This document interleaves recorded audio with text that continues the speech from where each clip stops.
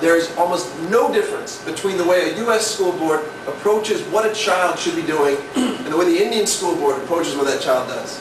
And yet none of this has really trickled down at the classroom level. So you have a bunch of pretty dedicated officials at the school board level who are trying to create a very positive change. And the reason why they're doing this is because the Indian industry and U.S. industry, and by this I mean the employers, are also asking for the same thing. Hey, it's nice that our kids know a lot, but what we really want are people who are problem solvers, who are independent thinkers, who come up with creative solutions, who are able to adapt to new technology. And what we're getting is kids who are very good at taking tests. So this is a bit of an eye test, and I apologize for that. I'll just read you out some highlights. So I've worked in Australia, New Zealand, the United States, and now here in India. And so I've just selected some standards in terms of literacy. This is 5th standard English, and you might say, well, that's not fair. In India, English is the second language for almost all of our students. And I can counter that by saying at my school in Washington, D.C., English was the second language for over 70% of my students as well. But I'll just give you some extracts. Effortless expression, coherent writing, control over different registers of language, the quality of the language, the ability of a student to express itself is the most important thing in this country's state board standards for what a 5th year student should be able to do. Any guesses?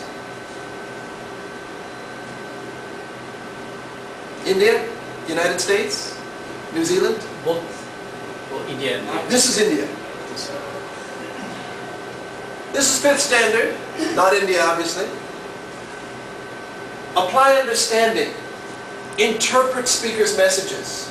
Make inferences and draw conclusions.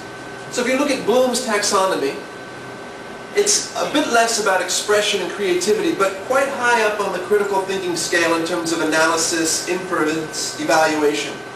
This is actually the United States. DC Public Schools where I taught.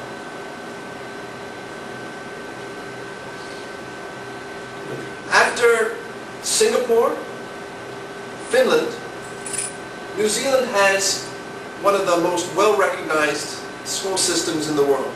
They struggle, they have a lot of kids in high poverty, but in terms of the way that they have set up their school system, they're one of the best. In contrast, at their 5th standard, students are expected to integrate sources of information. And you can see here that there are subtle differences in the expectations for kids. Any one of these standards is quite sufficient to create a thinking human being. So how have these been translated into practice? This is a sample textbook. I'm being a little unfair here. This is 4th standard, which is preparation for 5th. I'm not sure, can you read that from the back seats? So the standards are very similar. Which country would you say is producing this kind of material? India. This is Samachir-Kalvi, Tamil Nadu. And I see this kind of material and I say it's very easy to transact in the classroom. I have questions at the end of my text that are mapped directly to the text. I don't have to do much thinking. I don't have to do much lesson planning. I have a nice, well-run classroom. We read, we answer, we're done. This is actually 4th standard in New Zealand. So, same framework for what kids should know and be able to do. And in the 4th standard in Tamil Nadu, I am deciphering word scrambles and filling in the blanks. Here in an English class, I'm reading quite a high level of scientific text. Wind speeds of more than 90 kilometers per hour can cause serious and expensive damage to the turbine. So most turbines are designed to slow down or stall by changing the angle of the blade to the wind. What we communicate to our kids through our teachers and our curriculum materials is as important as the goals that we outline for ourselves at the state level. So, who are those agents of change? In the classroom, the most important person is the teacher. Vidya's work has proved this. Education research around the world has shown this, that a variation in teacher quality has a huge impact on the learning that those kids go through. So, if I want to improve that, I have to improve the teacher. And I've talked to a lot of principals, and they face a common dilemma.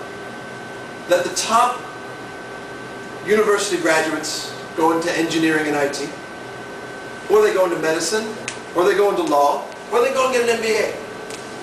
And the people who choose to go into teaching, oh wait, that's what the Americans say.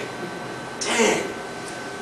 So American public classroom teachers and Indian classroom teachers in general are no longer the best and the brightest. It's a common problem. But unlike in India, the US has chosen to attack this by requiring mandatory certification and continuous relicensing, which means that while I'm teaching, I have to have a certain minimum set of training every year in order to keep my teacher license. And we've seen this. The more I know about my subject, the more qualifications I get. A teacher with a master's in mathematics is better than a teacher with a bachelor's in mathematics. Not at one individual level, but on aggregate, when I look at thousands upon thousands of teachers, if I know my subject well, I am a better teacher. And you may remember from your own education experience, there were some teachers, you'd ask them a question, they would have to go look it up. They did not have the flexibility to guide that classroom, and they missed out on 1,000 teachable moments. The kid is right there, ready to learn that next step, and maybe tomorrow, maybe next week, maybe never. And also experience. Teaching is still an art form. We have only recently tried to make teaching scientific. It's actually shocking how little we know about what good teaching is. And if you read the body of international education research, the number of good experiments where I can say definitively that this works and this doesn't work, and is it better than treatment A, or is it worse than treatment B?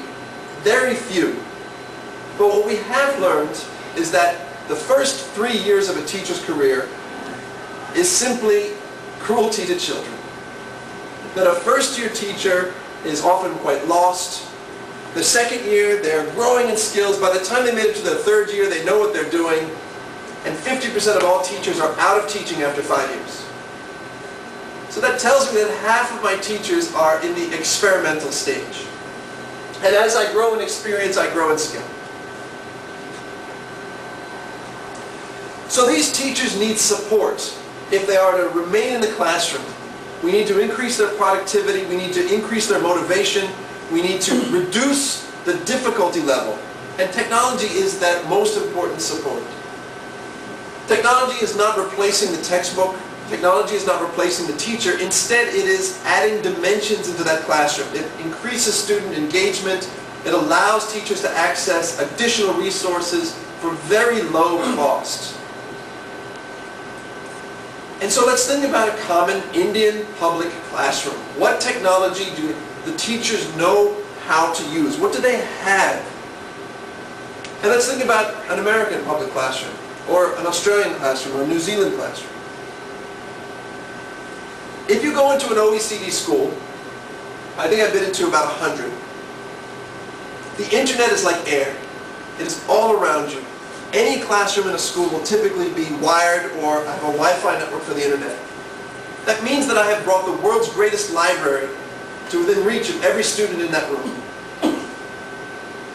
There are computers in every room, and if I look back at my photographs here, I can see that at the back of that classroom, and in each and every classroom at the school where I taught, which was a very high-poverty government school, there was at least one, usually 3 or 4, computers in that classroom. Almost all teachers have some kind of personal computer. If the government is not providing one, they have their own at home. And the school systems are tracking incredible amounts of data. Report cards are computerized. Attendance records are computerized. Schools are required by federal law to publish the test scores of their kids online within a week of those kids taking the test. Whereas if I think about the progression of technology in Indian education, we moved on from the Bodhi tree. We're just past chalk and blackboard. And only now are Indian school system making big investments in PCs. And it's a shame because the age of the PC is on the way out. And we're getting leapfrogged by models that take advantage of the internet.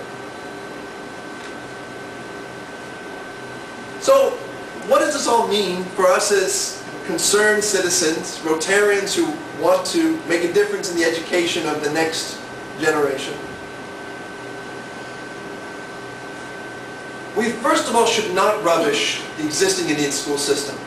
It has done a fantastic job, and the reason why people like President Obama were making all kinds of crazy comments about H-1B visas is because the Indian education system produces some of the most talented, well-trained minds in the world. And they've taken over the top jobs of many, many international, multinational corporations. But the problem that they've solved is last century's problem, in terms of taking a very large number of people and filtering them and creaming off the very top. And this century's problem is, how do I increase equality? How do I get that quality of outcome across a very wide range of students? And so we have to change the system. School boards have recognized this. And they've recognized that there are two things that they need to do. They need to invest in teacher quality, and the number one prescription for teacher quality is actually training. And there's a lot of interest in the certificate programs that teaching candidates are going through now. And they realize that they need to scale up good teaching. And that if good teaching is confined to a single classroom at a school, then every other child at that school is suffering. And the most cost-effective way to do that is with technology. So change is happening. I put oops here. It is no longer a question of resources. Indian government school systems are laying out crores on investments in technology. The tricky part is that they seem to be going down a model of computer labs in schools. And if I go to private schools, my goodness, the private schools that I've been to in India have better computer resources than the schools that I was at in the US, and much, much better than the schools that I visited in New Zealand. I've been to a school where there was a flat screen TV and an LCD projector in almost every classroom. And that's lax upon lax upon lax. But that kind of investment can be relatively low value if it's not married to an investment in the teacher. That if I spend all this money on computers and the teachers don't know how to get anything out of them, then that money is just wasted.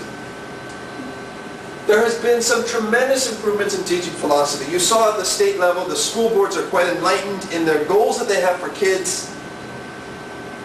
Some lag in terms of getting that into the schools, and a lot of lag in terms of converting that philosophy into effective teacher training.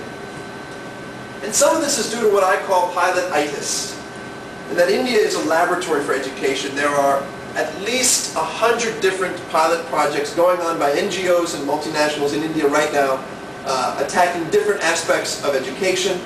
There are a number of very vibrant for-profit Indian companies that are trying out new models, online systems, content libraries installed in schools, but no one has collated this data and said this really works to make it scalable. Instead, we're stuck at different pilots that are not sharing data. 15, 20 years ago, MS Swaminathan here in Tamil Nadu started an experiment with internet kiosks, well before the internet was a popular device, or a popular technology rather. But those have not spread beyond a few test centers in Tamil Nadu. And it's certainly not because he's not eminent or that they haven't worked. But we are stuck in this pilot mode. Meanwhile, we've discovered through those pilots some truly great interventions. And there can be quite surprising. One of the most cost-effective interventions is same-language subtitling. I have a generation of kids who are badly educated. They are now adults. How do I reach them? Not through the schools, but if I put Hindi subtitles on a Hindi movie, when they watch a movie, they're learning how to read Hindi because they know the language by ear. There's a tremendous amount of material that's available for free. Samachir Kavi Tamil Nadu has published all of the textbooks online. Any parent can download them and work with them privately with their kid. Plus you have innovators like the Khan Academy in the US that is making available incredible amounts of study material. The tricky part is, in general, I need to know how to run a computer and I need internet access in order to take advantage of these things. And there's all kinds of corporate